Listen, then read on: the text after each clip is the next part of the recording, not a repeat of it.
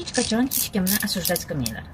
Bu narsani men nafaqat coachlardan eshitganman, balki o'zimni tajribamdan necha marta boshimdan o'tkazganman va boshqa hech qachon shunaqa qanday qilib denayman deganman.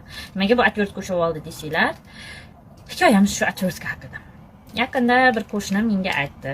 Bolasi tanglayini shunaqa отвертка bilan archivyapti, shilyapti.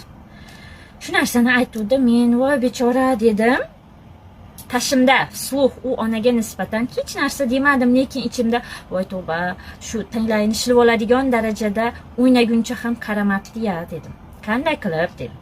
Shaqqa deydik. Uyimizga qaytib chiqdim. 40 kunda emas, 40 minutda qaytdi.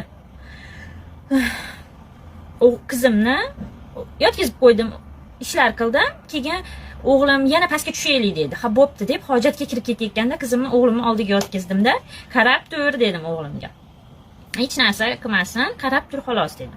Oldida hech narsa yo'q edi, faqat shu o'zini o'ynaydigan rezinoviy o'ziga solishi mumkin bo'lgan o'yinchoqlari bor edi, xolos.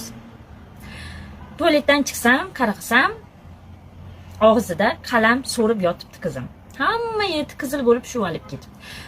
Qayerdan oldi buni desam, o'g'lim rasm chizaman deb kelgan qalamni yerga qo'yganda ketib o'rgan. Qanday qilib degan savolga Allohim menga darrov javob berib qo'ydi. Shuning uchun azizlar, hech kimni qanaqa bunaqa holatga tushib qoldi ekan, nimaga bunaqa bo'lib qoldi ekan demanglar, Allohim ko'rsatib qo'yadi va bu ko'rsatgani sizga yoqmaydi.